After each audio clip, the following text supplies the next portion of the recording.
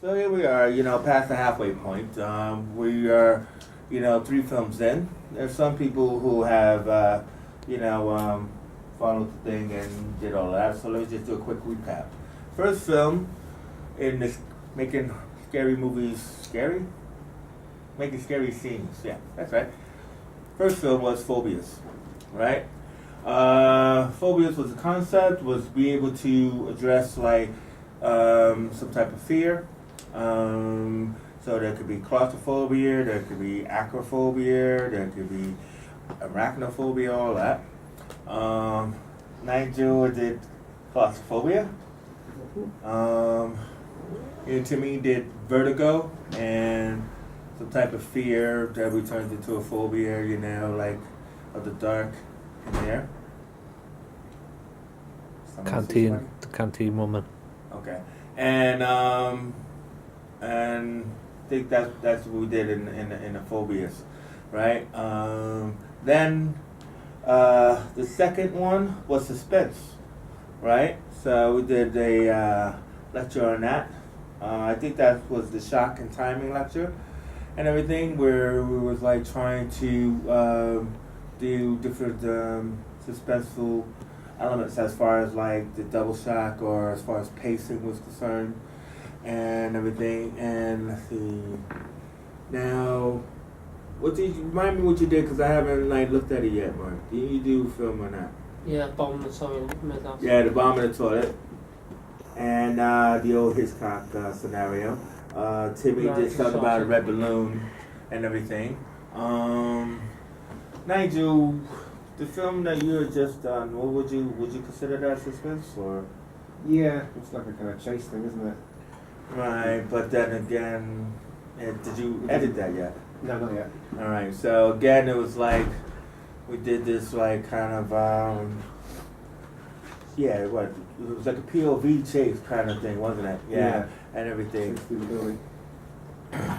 You'll see some selves as in this. Nigel does this whole big Christ moment kind of thing. Christ moment. Christ coming out of a wall or whatever. I don't know. Well, you're the one who got naked. See, you missed that one. And stuff. And then then came the third concept, which was consequences, right? So, and this is what you asked me about, Mark. We did a lecture on consequences where we were talking about endings and how most horror films have like these like not very good endings because they have all of this build up. But what it was the main thing is that you have to be able to earn the consequence.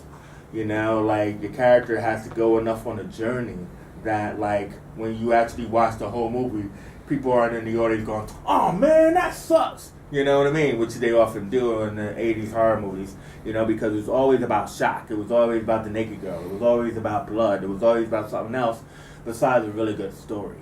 I mean, that's why people have longed for the old, Hitchcock and suspense films of the old days, because everything just became about more and more blood. Eli Roth came in and it was more and more and more of like shock and surprise. Then the digital came in and everything was all about the digital effect. I mean, House on Haunted Hill was like one of the worst ending reveals ever, where it's like, especially when you're a fan of the old Vincent Price version, then you get this new modern version where the monster was completely digital and it looked like they went too soon to release the movie because it was just horrible. Anybody remember this one? House on Haunted Hill with Tate Diggs. All prismatic glasses and mirrors and things. Yeah, but it was like instead of it just being a simple ghost, it turned into like a digital ghost. That's not the haunted house on the left or something, is it? No. House? No. That's House on the Left. No, this was House on Haunted Hill, right? Which was classic Vincent Price, black and white. Talk about shock and surprise. Somebody enters a room and then the camera whip pans and then there's an old lady like that. Ah! You know what I mean? Yeah, you remember it, right? It was awesome, right? And then we get this new modern version where, new people in and, they're just playing around with digital effects. This was when digital just became, like, and stuff. My point is, horror just went in a whole different weird direction. And the main reason why I wanted to do this course was because a lot of young filmmakers or new filmmakers are always wanting to make their horror movies, and then when we watch it, we end up laughing. And that's why I was trying to say about the consequence. The reason why it was the third film, which not many people, nobody's really done that one yet, right? Yeah, no one's done that one yet. Is the fact that that's where we are now, where it's like, earn this ending. So what I was saying to Nigel was, when we did endings, and I used his Williams World as an example, I won't like lambaste it down with it. Again. I'm just saying. Is earn that, right? So if you wrote a script and it had a beginning, middle, and end, and in the end, it's like, the person's trapped in the basement with a killer, and like, will they survive the night and all that other kind of stuff.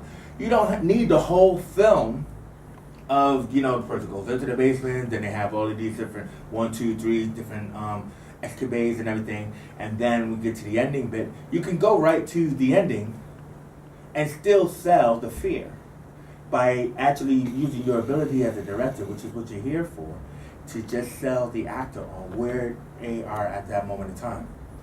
Now, I wish I would have seen this claustrophobia film, because even though I love like riding Nigel there, but like the deal is that from what I understand about your film, the claustrophobia one, with Midnight trapped in under the crawl space, and then Rachel goes into the crawl space and they have an altercation and everything like that. That's kind of like what I'm talking about with the consequence film. Because if you think about it, even though that's considered your phobia film, in a way it's kind of like the consequence film too. Even though you got to do a whole different one. No, but you understand what I mean? Because without knowing what happened, all I know is that there's a final confrontation between two people, right? It's not the first time they meet, right? So it's like, because he crawled under the crawl space. So the whole point is he's in the desperation moment, right? That you had to get him to. Maybe him scratching his back on a nail. Are you all right there, boo boo? I didn't get tetanus, so I'm good. Okay, you didn't get tetanus, you didn't get infected. Okay, cool. You sure you don't have no kind of like actual mold growing back there? Just hold yourself. Oh, there's a nail just sticking down there. Yeah. Health and safety. So I didn't tell him to go all the way in. I didn't tell him to go. Anyway, my point is that so Midnight went under the stairs with Rachel and got nailed. Is that what happened? Yeah, That's exactly pretty much what happened, yeah. And I did not enjoy it. Anyway, I've had better. Anyway, bringing these two characters together, I don't know what happens. It probably just cuts off or something like that, right? Oh, well, I give the ending away. Technically, right? Technically. Meaning there's no resolve to it, right? Because it all just took place under the stairs. Let's put it that way. There's a final kind of shock reveal thing at the end. Yeah. Right, so nothing happens. So, like, the thing about it is that, like, no, very simply, what am I talking about? I'm talking about, like, when I gave you the example of Friday the 13th, and I was talking about the girl, like, in a lake and everything, and it's like this sort of epilogue with tinkly music and the cops, like, waving at her and everything, and Jason jumps out of the water. Right, and we all get that shot. Wow! But then what happens is then we cut to the hospital, and then she said, talking to the cops, she's like, "Where's the boy?" And we didn't see no boy. And she's like, "Well, then he's still there." And she looks at the camera, right? And then the camera goes back to the lake, and now we get like 13 other Friday the 13th movies, right? So it's about did you earn that ending, that consequence? That was one scene of like, oh, I'm in the lake, and then I rise up and the killer comes out and it's shot. That's what I'm trying to say, is that's the kind of film you have to make. You have to create a final consequence moment that is earned through the acting, through the directing, and in that aspect is to be able to make it to make us not go as we often do when we watch these films, right? So this is a critical film point of the course, because we usually only get to make 3 films. So most of you are still only on 2, some of you on 0 and 1. Right? But the point is that now that we're at this bridge, we're revisiting that consequence film of like, can you actually genuinely scare your audience? You've made 2 other films of the phobia and the suspense, but this third film is, can you actually genuinely scare your audience? And that is what you should be trying to do when you're coming up with this idea. So, that being said, there was supposed to be a 4th film, which we never usually get to, right? Nobody's really ready to go there, right? But since Nigel said, get off your ass and let's do a class, then I will tell you about the fourth film, right? So, if we have phobia, fear, right, which should be eternal for your audience, and then we have suspense, which is again fear-based, right? Here's Timmy. Hello, brother. Then I'm we late. have- Did it start at 6 or 7? 6, but that's all right. No, well, we started at 6:30 actually. Yeah, so I was shot for like half an hour. 6:40. More You're like not late at all. 6:50. All I didn't right. miss anything, Timmy, don't worry. All right, you didn't miss anything. There's been like 10 minutes of class according to that camera. 10 minutes. 10 minutes 40 seconds now. Thanks, man. Thanks, man. Let me just finish what I'm trying to say. So anyway, train of thought. So suspense, which is again about fear. It's about psychological fear that you were supposed to be doing. Consequence is a little bit deeper as far as your direction. You have to have a moment of consequence, like a moment of activity, which is a scare moment, of course, between one or two people that is going to give us that final satisfying ending. Now, I'll give you an example of what I wanted to do, which it looks like I want to be able to get to do. Right? I was actually going to go in on the consequence, where my idea was to do the ending of Trilogy of Terror, right? The Alice film with Karen Black, right? With the little Juju doll, right? So Zuni doll. Thank you, Zuni doll. Yeah? So my thing is that all I needed was to probably go into the back room there and then have like create a little chaos. It's very simple, a lot of stuff in there, create a little chaos. And then to have our actress, right? You know, to just be there maybe like either in a white button down or a robe or whatever in a series of distress. And, you know, she just had the whole incident with the Zuni doll, right? For those of us who recognize the movie right away, we might understand what's happening. No dialogue, it's just like her pacing back and forth, and she gets a phone call, right? And this phone call is supposed to be from the lazy-ass boyfriend who didn't show up already, because you know who she was waiting for. She was cooking dinner for her, and you know she had the Zuni doll. What? It was her mother, nagging mother. The mother used to nag her on the phone. Yeah, but it's a guy she's talking to at the end. No, in the Zuni doll, when she kills the Zuni doll, she ends up with the knife like this. But who's on the phone? It's a guy on the phone. Right, mother, you can come over now. Who? The mother, you can come over now. The mother was nagging her through kept nagging. All right, my story is this guy. Just goes to show how visual I am. Thanks, man. Guy calls her on the phone. And she's like, yeah, come on over. Now, we're not even really looking at her face because her hair is all under her hair and stuff. Yeah, come on over. Yeah, I got everything over there. Just waiting for you. Yeah. You know, sure. You know, hangs up the phone and you're like, what the fuck's going on with this? What's happening with this one, right? And then all of a sudden, then she's like, you know, and then she turns around, we kind of like see the menace in her eyes. And then she's kind of like taking on the mannerisms of the Zuni African warrior doll and everything like that. You know, she got this really big blade, you know, and then, you know, she's like, you back it up, you know, yeah, I'll wait for you. Yeah, I'll wait for that door to open, you know. And then she like crouches down, you know, and she's like ready for action and everything like that. And then the camera goes in onto her face, and then she's got the big like demon teeth and stuff like that. Well, we didn't do that, but I'm pretty sure you can still do it with the acting, right?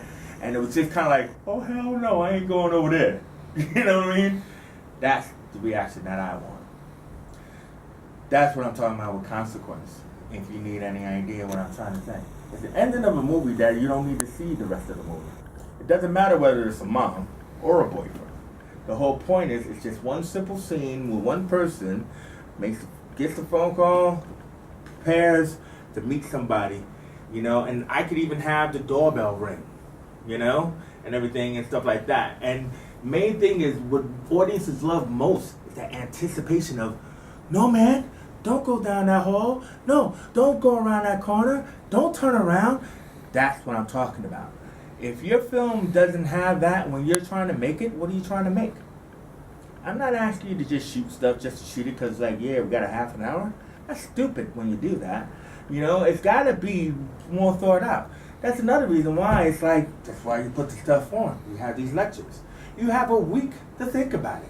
You know what I mean? Do what you want. But that's what I'm trying to say. I'm trying to make these lecture points to be to the point where, yeah, man, I'm hearing every word you say about how I can make a scary scene. And that is why we're doing it. Right? So, did that make sense to you about the consequence film? Right? You pick a moment. It could be from a film or it could be your own. But it's only the ending. And if you sell to your actor, actress, or whomever to what they got to do as a director, you can actually pull out the same emotive response from the audience with those 2 minutes as opposed to the whole hour. Does that make sense, Nigel? Yep. Matt? Yep. Right? Doesn't take too much thinking, guys. You know what I mean? It's like consequence breeds that kind of thing. Now, before film.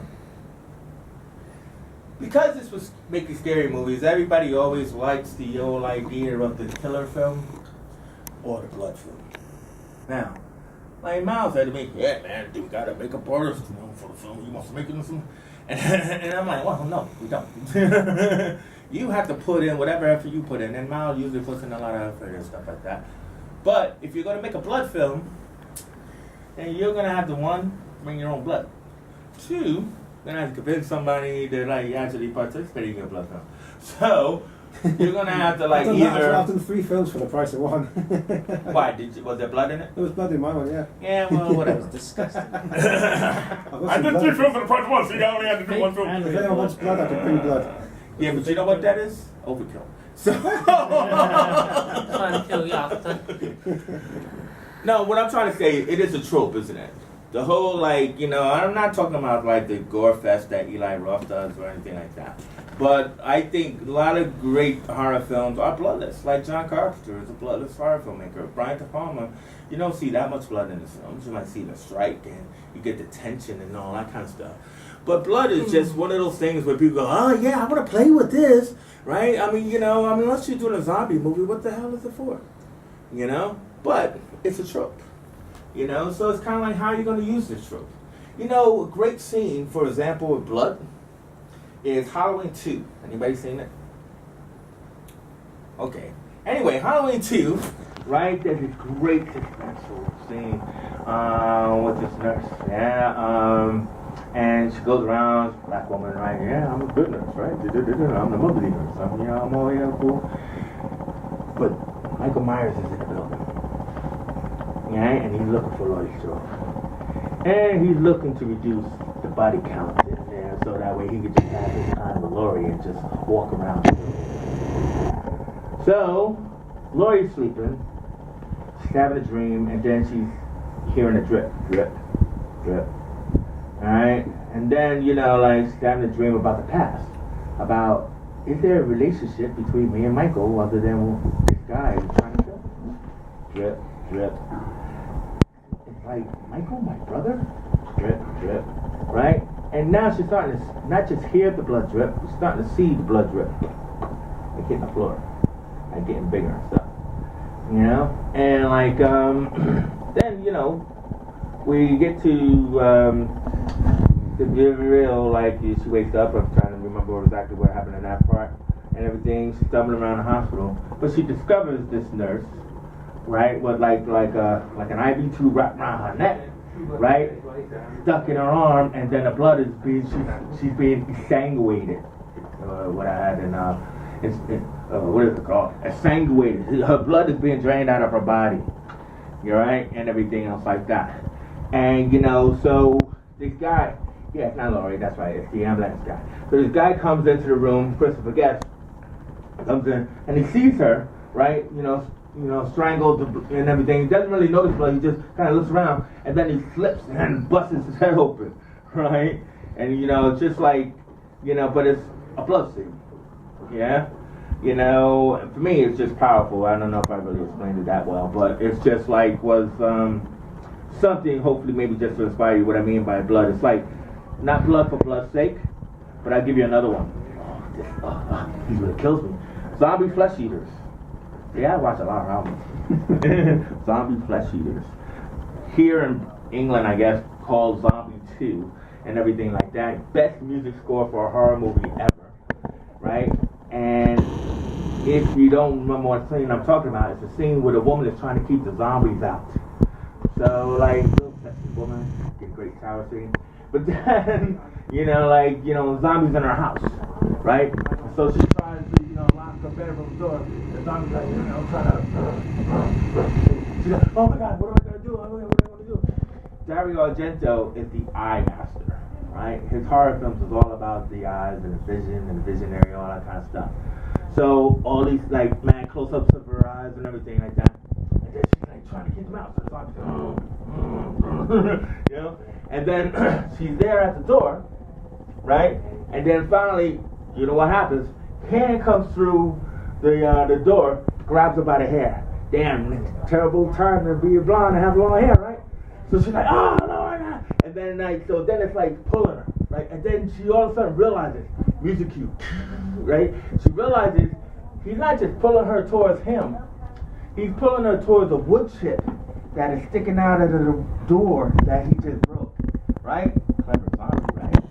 So he's pulling her slowly, right? Very gentle. This is what I was saying about pacing, right? He's pulling her closer and closer. And her eyes, like looking at her own, pretty much her chest. And her eyes going like closer and closer to the wood chip. She's screaming and everything, right? And it's like, oh, no, right? And then, obviously, wood chip goes in the eye, like, right? Now, you can't get that kind of emotion out of somebody. That's, in your audience. Amazing. Right? So then, egg in the eye, chip in the eye, reveal the chip in the eye like that, boom. And then now, whoa, got my eye, just take me. Right? And then he pulls around, right? But that is a mad suspense. I could say it doesn't have a lot of blood, but I mean, what's in the eye? Come on, man, that's still insane. So, again, that's what I'm talking about. There's this viscerality. They call it viscerality. It's gotta be something that you can't. Right? I can't look at it. It's like gummo. I can't look at vomit. You know what I mean? It's got to be something like that. So that's why I said blood. Blood is one of those things that like freak people out. But I just gave you 2 examples of scenes, and to me, like that is like, oh, if you could really just make people like not want to see it. It's slow. The suspense is slow. It's burning, right? It's kind of like, how long are you gonna hold on to the shot of her being pulled to this, wood chip in the eye scenario? And reason why, how long are you going to do it? Because the question that the audience should say is, you're not actually going to do that. You're not actually going to make me see that. And to me, I think that is powerful if you could come up with a film like that. Because, yeah, I'm not laughing at your film now. I'm actually intense. I'm actually scared of you. And what goes on in your mind. That you're going to do something like that. And that's what Dario Argento does all the time with his films. Or what they call the Grand Guignol films. Right? The blood films. Right? So, Viscereality, 4th film. Do something that is really gut-wrenchingly insane. Now, what could you do? I don't know. I just gave you like that. Zombie flesh eater sounds like the one. But please, no vomit, because I couldn't take watching it. Yeah, right? But, sometimes people just choking on blood. It's just like a horrible thing. You know what I mean? So, you get your Carol serve, you get somebody, put the blood in their mouth and then they're choking on blood. But give me a reason as to why they're doing it. Right? So, the whole Viscereality is... What? Soft ladles? Shut the blinds up. You're going to get shot again, Mark. I don't know, man. I don't know. You gotta explain that. Get a trifle. Get a gun. Bang, and then throw the trifle against the wall. Oh, yeah. I want to recreate the vomit scene from The Exorcist. Just to No, annoy no, you. You get a hose. And he's right. That is exactly what I'm talking about. The vomit scene from The Exorcist. I won't watch it, but I'll go like this. Yeah. I can't watch that stuff.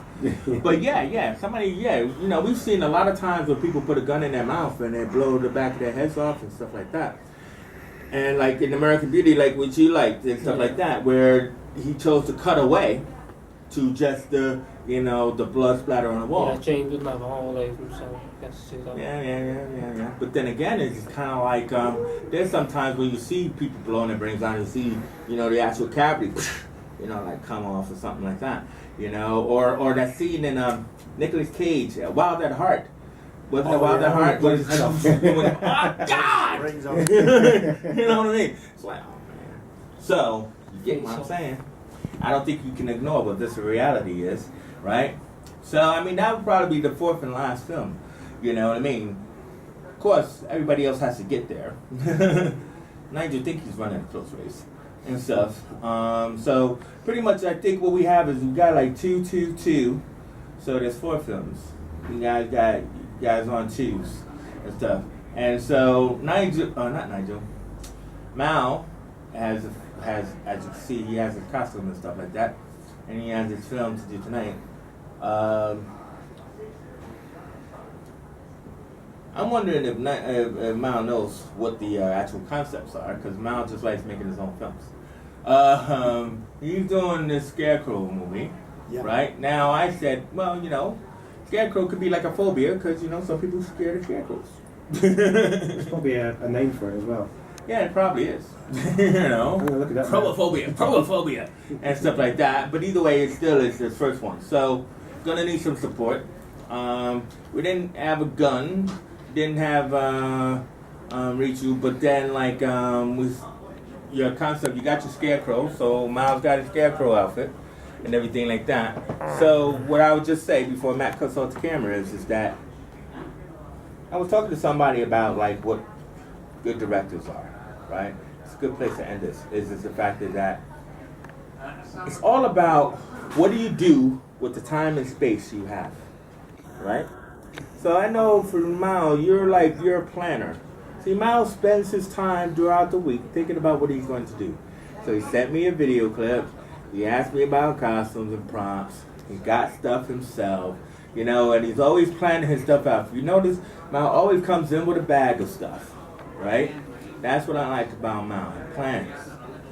But, and then, guy goes out to the cornfield, goes out to the Scarecrow, and the Scarecrow does that thing like in Night of the Scarecrow, where he looks down and shit. Oh my God, Scarecrow's alive!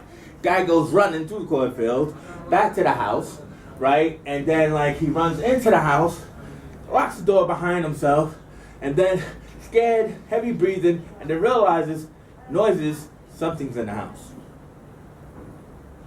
And It's in the the Scarecrow. house, on the outside of the house, it's moving around the house. Yeah, but it's in the house.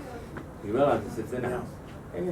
So you come Stop along. telling me it's not about the story, it's about the elements. Right? It's in the house. The whole point is guy getting chased by a scarecrow. He's scared of scarecrow, guy getting chased by a scarecrow. Formidophobia. What? Formidophobia Formidophobia. is the fear of scarecrows. So now you got your film, right? So formidophobia. Thank you, Nigel. I just looked it up. So my point is, we're not doing movies, we're doing scenes, right? So the main thing is, we know you got the Scarecrow outfit, got some people. Did you say Poets is on tonight? Supposed to be. It's supposed to be month. So, excuse me, might have to do it upstairs or something like that. But either way is, we're gonna go and make Miles the Formidophobia film. Before we do, I want to grab a bite from you. Yeah, alright, well. I want to do a cinema verite. I want to go out there and scare the poets live. Go out. We just film them, dress up as a scarecrow, and run out. We just film and see what happens. Here they are, doing their poetry. Yeah, so here I am doing a song, doing my poetry, and all of a sudden, Scarecrow comes out of the bathroom. Fuck it all. Alright, cut that. But